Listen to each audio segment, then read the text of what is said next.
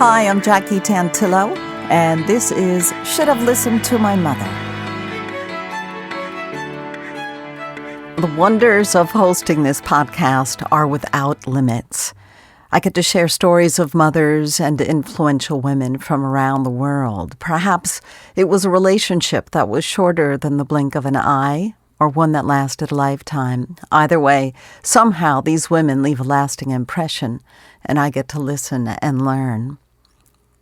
This story represents a geographic and emotional kaleidoscope of this writer's relationship with her mother. It encompasses travel from Lahore, Pakistan to Saudi Arabia, Toronto, and Calgary, Canada, the unforeseen loss of a mother, first marriages, blame, regret, an inexperienced stepmother, rape, internal storms, forgiveness, and letting go. Sarah Malik Sayed wrote a New York Times modern love story, which was published in August of 2024, titled Looking for My Mother and All the Wrong People. After many decades, she's now happy that she owns something very personal that her mother created, and they are hanging back in her home, a set of embroideries with her mother's fingerprint. Sarah Malik Sayed, welcome to Should Have Listened to My Mother. Thank you for having me here, Jackie. As I mentioned, Sarah's story about her life without her mother, titled Looking for My Mother and All the Wrong People, was published in the New York Times Modern Love column in August 2024. Sarah, this has consumed you. It's affected you in so many ways throughout your life. Have you ever asked yourself, when is it time for me to move on? Is that even a possibility for someone to have experiences to have that clarity? I think all my life I've been kind of struggling to push her out of my brain. She's always been a presence in some way in all the decisions that I've made, good and bad.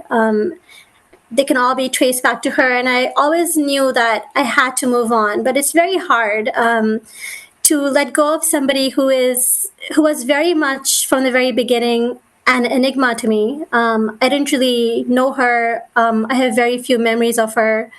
And yet her loss and the consequences of that loss in terms of how my family reacted, my father, him getting married again, my stepmother, our repeated immigrations through many countries, more than what I mentioned in the article, actually.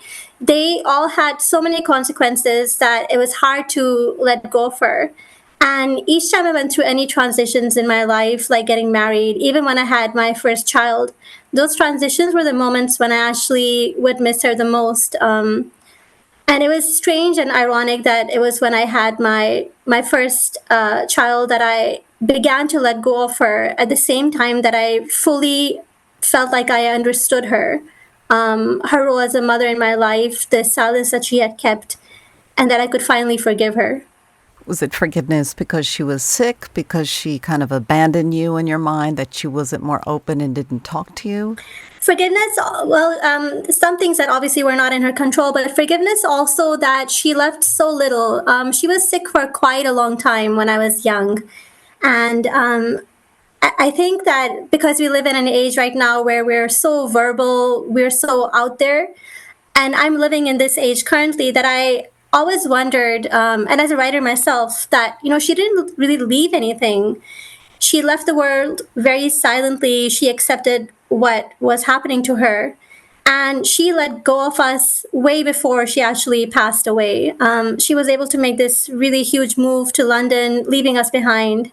It wasn't really a choice for her, but she was able to do that and let go. And I always wondered, how it was so easy for her, especially when I became a mother and, I became so attached to my own kids. It made me wonder about her even more. So this was difficult. She had a bone marrow transplant, correct? Yeah, she had leukemia, and it was a bone marrow transplant, and she left for the transplant, and also because where we were living, there was a big oil industry presence, and it was that time was the Gulf War was happening, and I mentioned in my story as well. We had gas masks in our trunk. It was like a very much a part of our lives. Shelters and chemical suits and all this fear, sirens all the time, air raids, shells falling. So we all left for that reason, and her for her transplant. And yeah, I mean, I don't know how she did it. She did it all by herself in such a difficult time, and there was very little communication between any of us when all of this was happening. Yeah, even when your mom passed, your dad didn't tell you and your sister for a while. Mm-hmm. Yeah, and I think he must have been, trying to figure out a script for how to handle this, because we're talking about a culture here where men are not very involved, and back then, especially, fathers were not, the lovey-dovey types. They were not the primary parents. They would be more hands-off at that time. So he's suddenly thrust in a role where he has to communicate this huge thing to us, her death, her sickness, and then him getting remarried. And he chose to, to not tell us, because I think he was trying to spare us pain. And that was the best way that he could figure out how to handle it. Is your father still with us? Yeah, he's still alive. Do you have a good relationship with him? The relationship has been tumultuous. I think, as a result of this, and because he was, in the years after her death, he was very distant. He was grieving her loss. Him and my mother were very, very much in love. And they had this very untraditional story where she's the one who proposed to him. And they had liked each other since they were little kids when they had met for the first time. So he grieved for her a lot. For a long time, he had her pictures up on our walls. So even though she was gone, I'd walk around and I'd see her pictures everywhere. And he really lost himself in the grief for a long time. And because there were a lot of medical debts from her treatment in London, and having to go abroad, he moved us to a country called Qatar, and he was working at a job where he was offshore for a month at a time. So he'd be a month away, a month back, a month away. So it's almost like every month a stranger would come back into our lives. And all of us were kind of struggling with this transition period. And your mom, Kaukab, is that the correct pronunciation? Mm-hmm. And tell us a little bit about the translation, the meaning of her name in Arabic. Her name means star or constellation in Arabic, and it's a very rare name. It's not very common back then or now, and it's a very poetic name. And I think it fits her really well, because one of the times when I miss her the most is when I'm going out for my evening walks and I look up and the sky is cloudy. There's lots of light pollution and stuff, but I look up and I feel like she's up there somewhere. Oh, so now I'll get to think of her too when I look up at the stars. As I had mentioned earlier, I found you because of my love for the Modern Love column, and I'd asked you if you'd be interested in reading a section of it today for us. I'd love to. It was the eve of the Gulf War, and my family was living in Saudi Arabia. The trunk of our car held gas masks and a travel bag of clothes, so my sister and I could be dropped off quickly at a family friend's home whenever my mother had to be hospitalized. My memories of my mother are incomplete and more troubling than comforting. On Eid, my sister and I, then 3 and 6 years old, were dressed in matching silk lehengas and taken to the hospital to see my mother. We weren't allowed in her room, so we sat on a wooden bench outside, and she came to the window to wave at us. My father pointed her out, but all I could see was the sun's glare on the glass. When the war reached our town, my father took my mother to London for a bone marrow transplant and sent my sister and me to stay with our grandparents in Pakistan. He called us once a week from London, ending his calls with an "I love you" that felt like a plea. I never spoke to my mother. When she died, my father flew her body back to Pakistan. My sister and I went with our extended family to the village where she would be buried, but we didn't attend the funeral or even know then that she had died. While she was being lowered into the ground, we were running through dirt alleys a quarter-mile away. I searched for my mother without knowing what I was looking for, finding her in fragments. In our storeroom, I found a white box with her dark hair inside. I veered between hating her for being such an enigma and longing for her. As I grew older, I looked for her in men, my intense longing becoming a recipe for disastrous relationships. I assume you were born being a writer. I always was, even when I was very young. I'd be scribbling short stories, and I chose to study literature in college. I worked for the student newspaper. I was a managing editor for a literary magazine while I was doing my master's program. And I chose to go into a career where I was writing all the time. I was writing speeches and other materials for a global consulting firm. But it's only recently, over the past few months, where I've turned toward writing essays and writing short stories, and I'm working on a novel at the moment. I'm curious, your sister is younger than you are, correct? She's younger. And what are her memories of your mom passing or her experience? You know, we talk about that all the time, and we talk about how there's always a one big thing that everybody has, and for me that was the loss of my mother, and for her that's not. And I think one of the reasons why it hasn't been that way for her is because she was very young. I mean, she was 3 years old. She was 4 years old when my mother died. And because my mother was in the hospital for such a long time, she was 2 when my mother was diagnosed, and she doesn't have any memories of her, basically. So even though, like, when my mother was in the hospital, she sent one card to me and one card to my sister. My sister promptly lost hers. And she knows about my mother as a story that almost happened to somebody else. It doesn't have as much emotional resonance for her as it does for me, just because she was younger. And I think she's more able to bounce back as well. Whereas and I mentioned this in my essay as well. From the very beginning, I was very shy, and I would always be hanging on more than my sister was. Oh, that's right. You used to wrap your mom's skirt Yeah, around you. I did. Yeah, and one of the things that I reflected on as well when I was looking back and writing the essay was that maybe my mother left so little because she knew I was like that. She knew I would hold on, and she was just trying to help me let go, because what choice is there, right? Yes, in hindsight, that would be a great lesson. But I think as a little girl, that's an awfully hard decision, a life lesson to learn and juggle all that you're missing. You're missing your mom. Mm-hmm.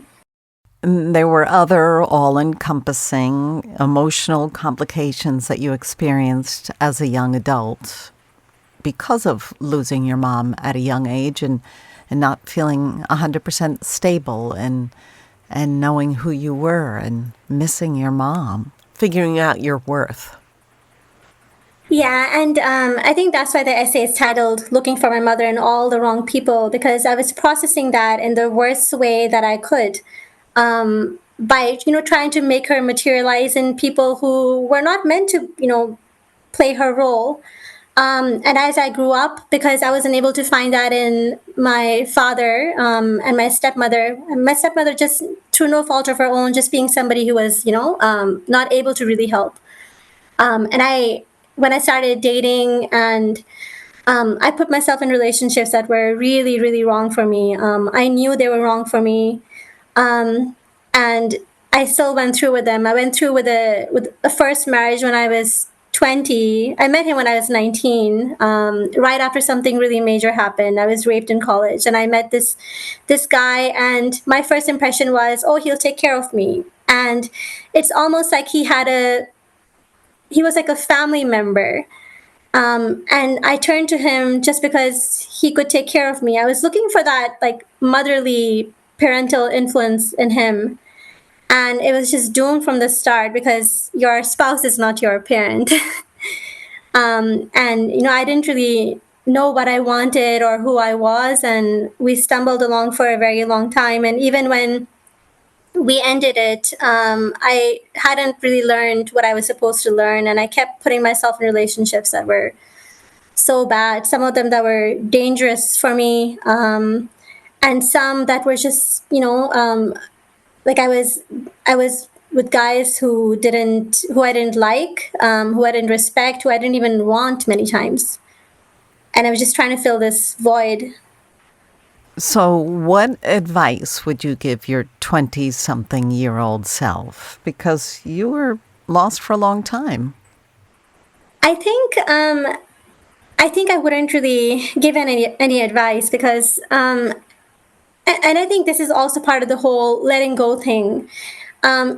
Things, it took me a long time to stop blaming myself, and stop blaming others, and just realize that, like, collectively, a lot of us made mistakes that had really horrendous consequences, but you can go back and change them, but you have to be able to let go and not let them eat you up forever. Especially coming from a very conservative culture, where premarital sex is very wrong, relationships are very wrong, divorce can be it's very frowned down upon as well. I had to really work on just accepting myself as I was and accepting that I'm imperfect. And I wrote in the end of my essay as well that the biggest lesson for me was finding the imperfection in my mother and accepting her for that imperfection, and accepting that imperfection in myself as well, because we're all flawed in some way. It doesn't make us bad. It's just a part of who we are, and it can be a building block for our character, or it can be something that really breaks us apart. But did you blame yourself for her getting sick? I know there was a lot of blame going around. My father was blamed for her getting sick. I never really blamed myself, but I did blame myself for not being a worthy enough daughter that she would want to stay or take us with her. Oh, Sarah, I'm so sorry you had to go through that. I really am. I think as a child, you always wonder whether it's you who makes things happen. And it's because you don't know how else to explain the world, right? Sure. You're just processing it from a child's eyes, and you think that things happen because you had a role to play. And I wonder, maybe if I hadn't been so clingy, my mother would have been happier. There's this picture of her, and me and my sister, and we're sitting on this like little tiny sofa, and she's turned away from me. And I look at that picture, and I always wondered, was I a really difficult child? Was she unhappy with me? And maybe my lack of happy memories are because I was a difficult child. I don't know. These are questions that I'll never have the answer to, right? Please stop beating yourself up. I know you've already started. And I think that's also part of becoming a mother myself. It's easy to ask these questions and then assign blame, but when you're a mother, you realize how hard it is. Yeah. It's hard to always be your best, especially when your kids challenge you. And at the end of the day, we're all just trying our best, right? And nobody really knows what they're doing. Isn't that the truth?